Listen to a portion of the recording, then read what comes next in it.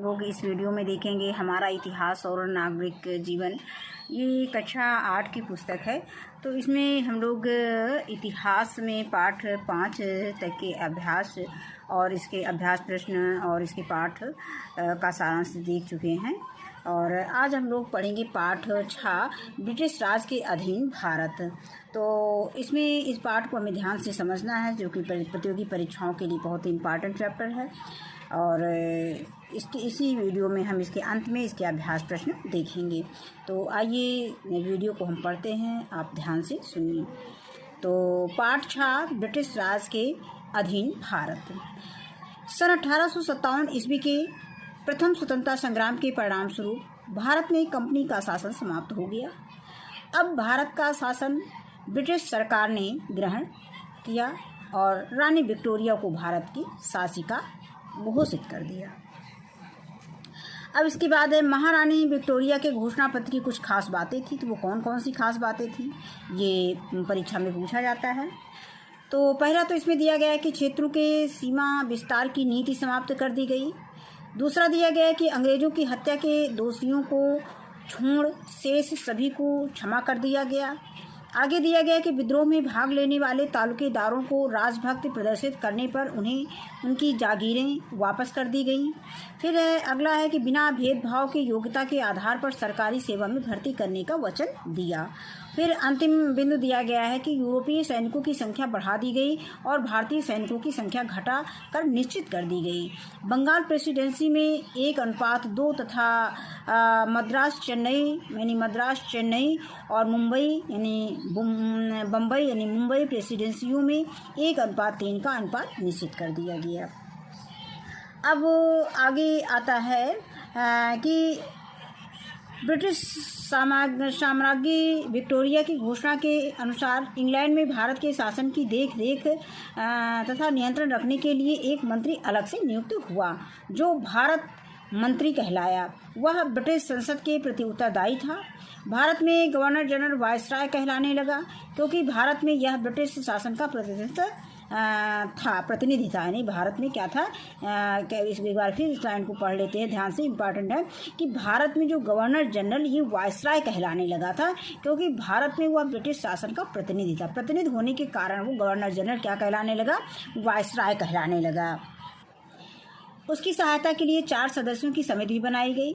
साथ ही राजपूत, मराठा एवं सिख प्रमुखों के साथ साथ हैदराबाद के निजाम को अंग्रेजों के प्रति निष्ठा के लिए पुरस्कृत करते हुए उनके राज्यों को ब्रिटिश साम्राज्य के सदस्य राज्यों के रूप में मान्यता प्रदान की गई। फिर आगे है कि भू राजस्व प्रबंधन के क्षेत्र में तालुकेदारों व जमींदारों को ब्रिटिश प्रतिनिधियों की मान्यता प्रदान की गई। यही लोग बाद में ब्रिटिश प्रशासन के एजेंट के रूप में कार्य करने लगे। इसी प्रकार भारतीय प्रबुद्ध वर्ग के साथ नम्र एवं मैत्रीपूर्ण व्यवहार का निश्चय किया, क्योंकि ब्रिटिश प्रशासकों की यह मान्यता थी कि निम्न तथा मध्य वर्ग के लोग प्रायः उच्च वर्ग का ही अनुसरण करते हैं। ब्रिटिश शासकों की सैन्य पुनर्गठन करने को भी विवश होना पड़ा। यूरोपीय एवं ब्रिटिश मूल के अधिकारियों की संख्या में वृद्धि की गई। तोपखाना एवं महत्वपूर्ण मारक क्षमता वाले हथियारों से भारतीय सैनिकों को वंचित रखा गया। सेना में जातियों, क्षेत्रों एवं संप्रदायों के आधार पर सैनिक इकाइयां बनाई गई, जिससे उनमें भेदभाव बना रहे, जैसे बंगाल रेजिमेंट, राजपूत रेजिमेंट। अब इसके बाद आता है राजनीतिक एवं प्रशासनिक पुनर्गठन क्या है। अब है भारत में प्रशासनिक पुनर्गठन की शुरुआत ब्रिटिश सरकार ने इंडिया काउंसिल एक्ट से की थी। अब यही प्रश्न प्रतियोगी परीक्षाओं में पूछा जाता है कि जो है प्रशासनिक पुनर्गठन की शुरुआत कब की गई। तो भारत में जो है प्रशासनिक पुनर्गठन की शुरुआत ब्रिटिश सरकार ने किस एक्ट में किया था, इंडियन काउंसिल एक्ट में किया था, इंडिया काउंसिल एक्ट से की थी। अब 1861 ईस्वी में इस एक्ट के द्वारा गवर्नर जनरल की काउंसिल इसको हिंदी में परिषद बोलते हैं, का नाम इंपीरियल लेजिस्लेटिव काउंसिल कर दिया गया। इंपीरियल लेजिस्लेटिव काउंसिल के सदस्यों की संख्या कितनी हो गई, 6 से 12 करने का अधिकार भी गवर्नर जनरल को था। इन सदस्यों में आधे सदस्य गैर सरकारी होते थे। यह काउंसिल पूरी तरह से अधिकार विहीन थी। मतलब अब इसका ना तो वित्तीय नियंत्रण था और ना ही प्रशासनिक नियंत्रण था इस पर। इस काउंसिल के द्वारा पारित कोई भी विधेयक गवर्नर जनरल के अनुमोदन के बिना कानून नहीं बन सकता था। अतः कानून के मामले में भी यह मात्र एक सलाहकार समिति, इसमें भारतीय सदस्य गवर्नर जनरल द्वारा नामित होते थे, अतः वे आम भारतीय जनता का प्रतिनिधित्व बिल्कुल नहीं करते थे। अब इसके बाद आता है इंडिया काउंसिल एक्ट 1892 ईस्वी। अब इसमें क्या क्या प्रावधान किए गए इसको हमें देखना है। तो 1861 ईस्वी के एक्ट में भारत की शासन व्यवस्था में जो सुधार किए गए थे उनमें भारतीय जनता संतुष्ट नहीं थी। भारतीय जनता की मांगों को ध्यान में रखकर भारतीय शासन व्यवस्था में परिवर्तन करने के लिए 1892 ईस्वी को अधिनियम पास किया गया। वायसराय की परिषद के सदस्यों की संख्या 12 से 16 कर दी गई। इसी कारण केंद्रीय और प्रांतीय दोनों ही परिषदों में मनोनीत सदस्यों की संख्या निर्वाचित सदस्यों से अधिक हो गई। इसका मनोनयन समाज के विशिष्ट वर्गों से किया जाता था। परिषद के सदस्यों को शासन संबंधी विषयों पर प्रश्न पूछने और बजट पर विचार विमर्श करने का भी अधिकार दिया गया।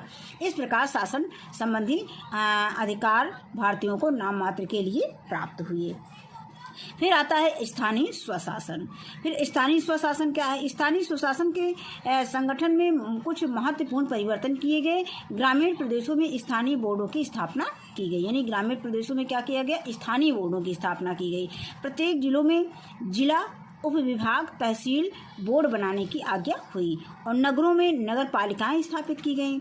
इन स्थानीय संस्थाओं को निश्चित कार्य एवं आय के साधन दिए गए। इन्हें रोशनी, गलियों तथा मार्गों की स्वच्छता, शिक्षा, जलापूर्ति तथा चिकित्सा सहायता का कार्य सौंपा गया। यह परिवर्तन जो है 1883 से 85 ईस्वी के बीच स्थानीय स्वशासन अधिनियम पारित कर दिया गया। यही आधारभूत व्यवस्था आज भी लागू है, यानी अंग्रेजों के समय की जो व्यवस्था लागू है वही आज भी लागू है। अब इसके बाद आता है सिविल सर्विसेज यानी लोक सेवा। सिविल सर्विसेज को हिंदी में क्या कहते हैं? लोक सेवा कहते हैं। जैसे सिविल सर्विसेज में आईएएस आता है आजकल, और जब इसका गठन हुआ था 1861 ईस्वी में तो इसका नाम क्या था? इंडियन सिविल सर्विस एक्ट था, यानी एक अधिनियम बनाया गया था जिसके तहत इसकी परीक्षा होती थी। पहले आईसीएस अधिकारी नियुक्त होते थे और अब आईसीएस की जगह पर आईएएस अधिकारी नियुक्त होते हैं, तो उसी के विषय में इसमें बताया गया है। तो घोषणा पत्र के तहत सन 1861 ईस्वी में भारतीय लोक सेवा अधिनियम इंडियन सिविल सर्विस एक्ट बनाया गया, जिसके अंतर्गत समस्त महत्वपूर्ण पदों पर आईसीएस अधिकारी नियुक्त किए जाते थे। इनका चयन लंदन में होने वाली वार्षिक खुली प्रतियोगिता के द्वारा होता था। यह परीक्षा अंग्रेजी भाषा में ही दी जा सकती थी, पहले हिंदी भाषा नहीं थी, पहले केवल अंग्रेजी भाषा में परीक्षा होती थी। 1853 ईस्वी में इस परीक्षा में बैठने की अधिकतम आयु 23 वर्ष थी, यानी जब 1853 ईस्वी में इसकी जो बैठने की परीक्षा जो लोग दे सकते थे उनकी अधिकतम आयु 23 वर्ष थी। बाद में इसे घटाकर 21 वर्ष कर दी गई, जो 1876 यानी 1876 ईस्वी में घटाकर 19 वर्ष कर दी गई। 1863 ईस्वी में यह परीक्षा उत्तीर्ण करने वाले पहले भारतीय सत्येंद्रनाथ ठाकुर थे। ये रविन्द्रनाथ ठाकुर के बड़े भाई थे, किंतु उम्र घटने से तो भारतीयों के लिए इसमें सम्मिलित होना लगभग असंभव हो गया था। आज आईसीएस को आईएएस यानी भारतीय प्रशासनिक सेवा कहते हैं, यानी पहले आईसीएस था और अब इसको हम आईएएस कहते हैं। और पहली जो है आईसीएस की परीक्षा कौन पास किया था? ये पहले भारतीय जो थे वो सत्येंद्रनाथ ठाकुर थे। ये रविन्द्रनाथ ठाकुर के बड़े भाई थे। इसकी चयन प्रक्रिया भी बहुत कुछ मिलती जुलती है। इसी प्रक्रिया के तहत प्रशासन के दूसरे विभागों जैसे पुलिस, सार्वजनिक निर्माण, चिकित्सा, डाक एवं तार, वन, प्रौद्योगिकी, अभियांत्रिकी, कस्टम तथा रेलवे में सभी उच्च वेतन वाले पदों पर सिर्फ ब्रिटिश नागरिक ही नियुक्त हो सकते थे। पहले ये नियम बनाया गया था। भारतीयों के दबाव में 1918 ईस्वी में प्रशासनिक तथा लोक सेवाओं का भारतीयकरण किया जाना शुरू हुआ। फिर भी नियंत्रण और अधिकार के पदों पर अंग्रेज अधिकारी ही बने रहे। फिर सेना और पुलिस का पुनर्गठन 1857 ईस्वी के बाद पुनर्गठन की प्रक्रिया के अंतर्गत सेना को भी पुनर्गठित किया गया। पुनर्गठित का मतलब फिर से उसका बनाना, मतलब सेना का जो कहने का मतलब कि पहले जो है अलग अलग प्रांतों में जो है सेनाएं अलग अलग रहती थी और इसके बाद इनका पुनर्गठन कर दिया गया, यानी एक कर दिया गया। तो 1857 ईस्वी के पूर्व बंगाल, मद्रास, चेन्नई तथा मुंबई प्रांतों की अपनी अलग अलग सेनाएं थी। ये स्वतंत्र रूप से कार्य करती थी। 1863 ईस्वी में इनका एकीकरण कर दिया गया। ब्रिटिश सेनाध्यक्ष के अधीन इस सेना को रखा गया। इसमें यूरोपीय सैनिकों का अनुपात भारतीय सैनिकों की तुलना में लगभग दुगना कर दिया गया। भारतीय सैनिक सूबेदार से ऊपर किसी पद पर नियुक्त नहीं किए जाते थे, यानी सूबेदार से ऊपर किसी भी पद पर नियुक्त नहीं किए जा सकते थे। उनको सूबेदार से नीचे ही रखा जाता था, तो सूबेदार नियुक्त किया जाता था या तो उससे नीचे, और जो ऊंचे अधिकारी थे वो सब सारे यूरोपीय थे। यह व्यवस्था 1914 ईस्वी के प्रथम विश्व युद्ध तक बनी रही। ऐसे ही पुलिस संगठन में दरोगा का पद भारतीयों और पुलिस अधीक्षक का पद यूरोपियों के लिए रखा गया, क्योंकि सेना और पुलिस दोनों ही ब्रिटिश साम्राज्य की सुरक्षा एवं विस्तार कार्यों में सहायक होती थी। फिर इसके बाद आता है न्यायिक संगठन। भारत में न्याय की परंपरागत प्रणाली मुख्य रूप से प्रचलित कानून पर आधारित थी। अनेक कानून शास्त्रों और शरीयत तथा शाही फरमानों पर आधारित थे। शुरू में अंग्रेज आमतौर से प्रचलित कानून ही लागू करते रहे, लेकिन धीरे धीरे उन्होंने कानूनों की एक नई प्रणाली विकसित की। तत्कालीन कानूनों को संहिताबद्ध किया। इसका अर्थ था कि शासन कानून के अनुसार चलाया जाएगा, ना कि शासक की इच्छा के अनुसार, यानी जो कानून बना है उसी के अनुसार शासन चलाया जाएगा। यानी जो शासक है, यानी जो उस समय का राजा है, ये जो उस समय का शासक है, उसकी इच्छा से नहीं चलेगा। अब कानून की निगाह में सारे मनुष्य बराबर हैं। जाति, धर्म या वर्ग के आधार पर बिना भेदभाव के एक ही कानून सब लोगों पर लागू होता था। पहले की न्याय प्रणाली जाति के भेदभाव का ख्याल रखती थी। जैसे यदि किसी ऊंची जाति के व्यक्ति ने कोई अपराध किया तो उसकी सजा किसी और जाति के व्यक्ति से भिन्न होती थी। व्यवहारतः न्याय प्रणाली अब अधिक खर्चीली हो गई थी और न्याय पाने में काफ़ी विलंब होता था। इसके बाद आता है वित्तीय प्रशासन। तो सन 1857 ईस्वी के बाद वित्तीय प्रशासन का भी पुनर्गठन किया गया। 1860 ईस्वी में बजट की व्यवस्था शुरू की गई। कुछ समय बाद केंद्रीय और प्रांतीय सरकारों के बीच आय के वितरण के बारे में भी निर्णय लिया गया। डाकघर, रेलवे, अफीम तथा नमक की बिक्री और चुंगी से होने वाली आय को पूर्णतः केंद्रीय सरकार के लिए सुरक्षित रखा गया। भू राजस्व, आबकारी यानी सिंचाई जिसको बोलते हैं, आदि स्रोतों से होने वाली आय को केंद्रीय और प्रांतीय सरकारों के बीच बांटा गया। इससे मिलती जुलती व्यवस्था आज भी चल रही है। अदालतों में मुकदमा चलाने के लिए स्टैंप ड्यूटी नामक एक नवीन कर भी लगाया गया। 1892 यानी 1892 ईस्वी के अधिनियम के द्वारा विधान परिषद के सदस्यों को बजट पर विचार करने का अधिकार दिया गया। इसके बाद आता है अंग्रेजी माध्यम से शिक्षा देने की नीति बनी। अंग्रेज शासकों यानी प्रशासकों ने भारत में आधुनिक शिक्षा का प्रसार इस उद्देश्य से किया कि अंग्रेजी शिक्षा प्राप्त भारतीय उनके समर्थक बन जाएंगे। अंग्रेजी भाषा के रूप में उन्हें संपर्क भाषा प्राप्त हुई, जिसके परिणाम स्वरूप वे अंग्रेजी साहित्य के संपर्क में आए।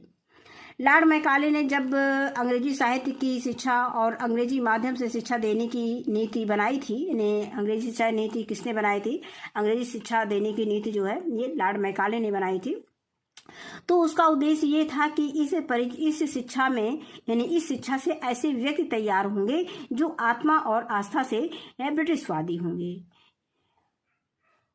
वास्तव में मैकाले का यह अनुमान काफी सीमा तक सही निकला। अब इसके बाद आता है पाश्चात्य शिक्षा। कंपनी का शासन प्रारंभ होने के समय देश में शिक्षा की व्यवस्था हेतु पाठशाला, मकतब एवं मदरसे थे। उच्च शिक्षा मुख्यतः अभिजात वर्ग के लोगों तक ही सीमित थी, यानी बड़े लोगों के लिए सीमित थी, उच्च जाति वालों के लिए सीमित थी। उच्च वर्ग संस्कृत, अरबी, फारसी, कानून, तर्कशास्त्र, व्याकरण, चिकित्सा, विज्ञान का अध्ययन करते थे। देश में परंपरागत शिक्षा पद्धति ही चल रही थी। पाश्चात्य जगत के नवीन विचारों और आधुनिक विज्ञान का ज्ञान भारत लाने में शिक्षा ने महत्वपूर्ण भूमिका अदा की। अंग्रेज भारत में आधुनिक शिक्षा प्रारंभ करने में अधिक सफल रहे। निसंदेह आधुनिक शिक्षा का प्रसार केवल सरकार के प्रयास से ही नहीं हुआ। इस कार्य में ईसाई धर्म प्रचारकों ने भी महत्वपूर्ण भूमिका निभाई। उन्होंने कई जगहों पर कॉन्वेंट स्कूल खोले। इसके बाद है आधुनिक शिक्षा का प्रभाव। भारत में आधुनिक विज्ञान का प्रयोग 19वीं सदी के प्रारंभ में हुआ। उदारवादी आंग्ल शिक्षा नीति के चलते भारत में विज्ञान, तकनीकी और प्रौद्योगिकी का विकास भी हुआ। इससे भारत में वैज्ञानिक युग में प्रवेश कर सका, यानी इससे भारत जो है वैज्ञानिक युग में प्रवेश कर सका। विश्वविद्यालयों की स्थापना के साथ उनमें विज्ञान विभाग की स्थापना हुई। अधिकाधिक भारतीयों ने विज्ञान को अध्ययन के लिए चुना, यानी जो भारतीय थे उन्होंने भी विज्ञान सब्जेक्ट का अध्ययन किया और विज्ञान के क्षेत्र में महत्वपूर्ण कार्य भी किए। चिकित्सा विज्ञान के क्षेत्र में महेंद्र लाल सावरकर का नाम उल्लेखनीय है। उन्होंने 1876 यानी 1876 ईस्वी में Indian association for the cultivation of science नामक संस्था की स्थापना की। 20वीं सदी के तीसरे दशक में इंडियन साइंस कांग्रेस की स्थापना की गई। साइंस कांग्रेस के अधिवेशनों में देश के विभिन्न भागों के वैज्ञानिक भाग लेते थे। ये प्रफुल्ल चंद्र राय को दिया गया है और एक दूसरे से अपने विचारों व कार्यों का आदान प्रदान करते थे। ये प्रफुल्ल चंद्र राय जो है वैज्ञानिक थे। प्रफुल्ल चंद्र राय, जगदीश चंद्र बसु, ये जगदीश चंद्र बसु का चित्र दिखाया गया है, मेघनाथ साहा और सीवी और वीरभद्र साहनी जैसे कई वैज्ञानिकों ने ख्याति अर्जित की। सीवी रमन का चित्र दिखाया गया है। सीवी रमन ने अपने कार्यों और योगदान के आधार पर भौतिकी के क्षेत्र में नोबेल पुरस्कार भी प्राप्त किया। श्रीनिवास रामानुज गणित और विश्वेश्वरैया इंजीनियरिंग और टेक्नोलॉजी के क्षेत्र में महान भारतीय वैज्ञानिक थे। इस प्रकार भारतीय वैज्ञानिकों ने अपने योगदान से विज्ञान के विकास के द्वारा देश के विकास में महत्वपूर्ण योगदान दिया। शिक्षा और विज्ञान के क्षेत्र में हुए विकास कार्यों से देश की एक नई गति और प्रतिष्ठा प्राप्त हुई। अब आगे है जन सुविधाओं में वृद्धि। 18वीं शताब्दी तक अंग्रेजों ने देश के धार्मिक, सामाजिक और सांस्कृतिक जीवन में हस्तक्षेप न करने की नीति अपनाई, किंतु 19वीं शताब्दी के प्रारंभ से ही उन्होंने भारतीय समाज और संस्कृति में परिवर्तन के लिए कुछ कदम उठाए। भारत स्थित ब्रिटिश प्रशासन कुछ सीमा तक भारतीयों में आधुनिक सोच पैदा करना चाहते थे, लेकिन वहीं तक जहां तक ब्रिटिश हितों को नुकसान ना हो। अतः उन्होंने भारत में आधुनिकीकरण की संतुलित नीति अपनाई। इसी नीति के तहत अंग्रेजों ने कई हजार किलोमीटर की रेलवे लाइन बिछवाई, जिससे आवागमन तेज हो सके व व्यापार को बढ़ावा मिल सके। अंग्रेज ठंडे प्रदेश के रहने वाले थे और उन्हें भारत में पड़ने वाली गर्मी को सहन करने की आदत नहीं थी। अतः उन्होंने अपने व अपने परिवारों को भीषण गर्मी से बचाने के लिए भारत में नए नगर जैसे नैनीताल, शिमला, दार्जिलिंग बसाए। अंग्रेजों ने भारत में नहर व कुओं का भी निर्माण किया, जिससे ज़्यादा से ज़्यादा खेतों को सींचकर उत्पादन बढ़ाया जा सके और भू राजस्व की अधिक से अधिक प्राप्ति हो। इस समय यूरोप में नए चिंतन का उदय हो रहा था, यानी यूरोप में जो है नए चिंतन का उदय हो रहा था। इस चिंतन की अवधारणा थी विवेकशील वैज्ञानिक दृष्टिकोण, जिसका अर्थ था कि केवल वही बात सही मानी जाएगी जो मानव तर्क के अनुकूल हो और व्यवहार में जिसका परीक्षण किया जा सके। इसी क्रम में कुछ अंग्रेजों ने भारतीयों के रीति रिवाजों को असभ्यता का प्रतीक माना और भारतीय सभ्यता को गतिहीन कहकर उसकी निंदा की। ये 1853 में जो पहली रेल यात्रा बोरीवली से ठाणे के बीच में हुई थी, उसको चित्र में दिखाया गया है। उस समय भारतीय समाज में तमाम कुरीतियां आ गई थी, जिसे भारतीय चिंतकों ने सुधार करने का प्रयत्न किया। इस कार्य में ब्रिटिश शासकों ने भी सहयोग किया। यद्यपि उनकी नीति धार्मिक मामलों तथा रीति रिवाजों में कम से कम दखल देने की थी। अंग्रेजों द्वारा अपने हित में किया गया भारत में आधुनिकीकरण अप्रत्यक्ष रूप से भारत के लिए लाभप्रद सिद्ध हुआ। अंग्रेजों द्वारा लागू की गई पाश्चात्य शिक्षा ने लोगों में नई दुनिया की ललक और जिज्ञासा जागृत की। पढ़े लिखे भारतीय समाज की बुराइयों का विरोध करने के लिए एकजुट होने लगी।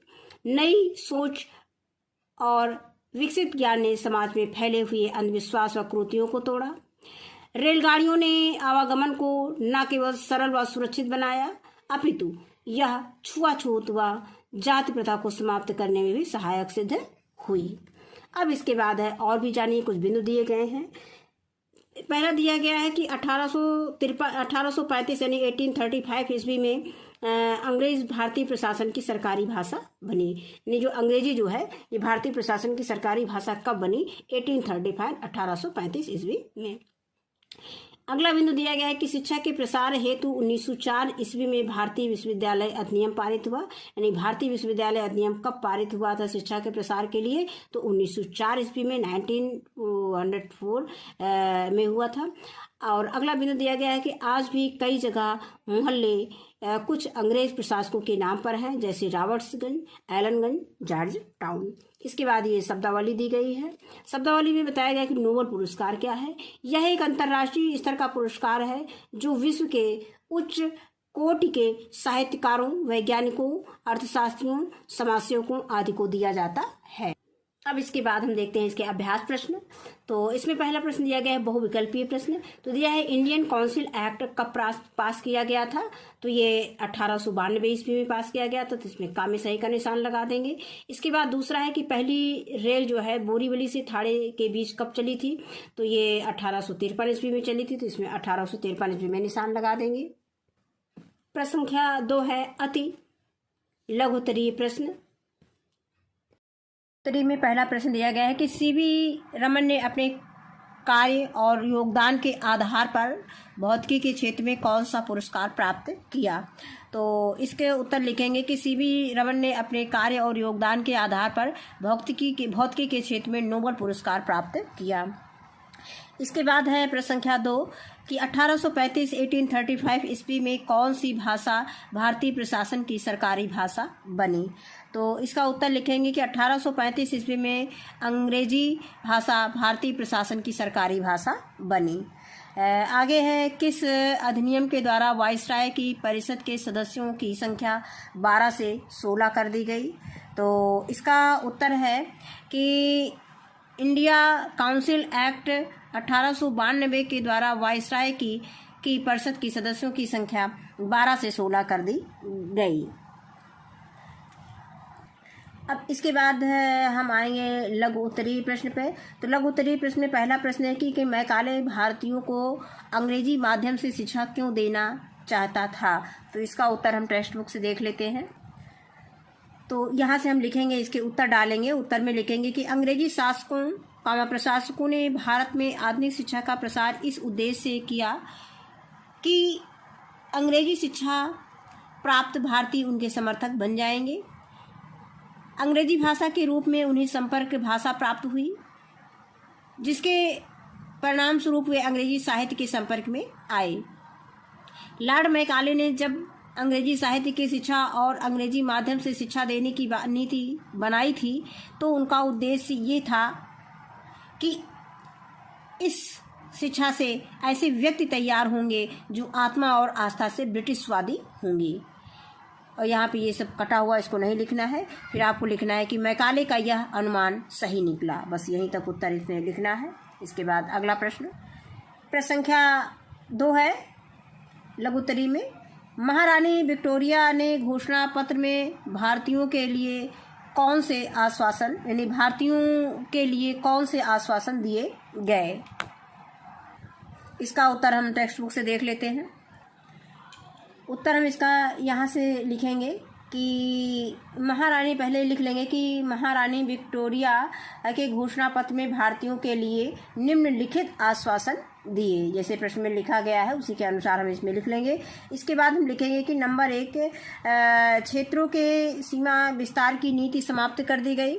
नंबर 2 लिखेंगे अंग्रेज़ों की हत्या के दोषियों को छोड़ शेष सभी को क्षमा कर दिया गया। और अगला नंबर 3 है कि विद्रोह में भाग लेने वाले तालुकेदारों को राजभक्ति प्रदर्शित करने पर उन्हें उनकी जागीरें वापस कर दी गईं। अगला बिंदु डालेंगे यानी चौथा नंबर डालेंगे कि बिना भेदभाव की योग्यता के आधार पर सरकारी सेवा में भर्ती करने का वचन दिया गया। और अंतिम नंबर डालेंगे नंबर 5 कि यूरोपीय सैनिकों की संख्या बढ़ा दी गई और भारतीय सैनिकों की संख्या घटाकर निश्चित कर दी गई। बस यहीं तक इसका उत्तर लिखेंगे। इसके बाद दीर्घ उत्तरीय प्रश्न।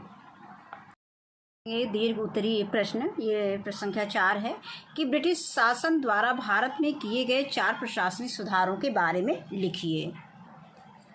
इसका उत्तर हम लिखेंगे पहला प्रशासनिक सुधार, इसमें नंबर 1 डाल लेंगे कि सन 1861 ईस्वी में ब्रिटिश संसद द्वारा इंडिया काउंसिल एक्ट पारित किया गया, जिसके तहत इंग्लैंड में भारत के लिए मंत्री और भारत में वायसराय की नियुक्ति हुई। और दूसरा सुधार है इसमें कि इसके बाद इंडिया काउंसिल एक्ट 1892 अधिनियम पास हुआ, जिसमें वायसराय परिषद के सदस्य 16 कर दिए, यानी परिषद के सदस्यों की संख्या 16 कर दी गई। इसके बाद तीसरा प्रशासनिक सुधार में है कि 1883 से 85 ईस्वी में स्थानीय स्वशासन अधिनियम पारित किया गया। इसके बाद चौथा है कि सेना और पुलिस का पुनर्गठन 1893 ईस्वी में किया गया। तो ये पाठ हमारा यहीं पे समाप्त होता है। इस वीडियो में बस इतना ही। वीडियो देखने के लिए बहुत बहुत धन्यवाद।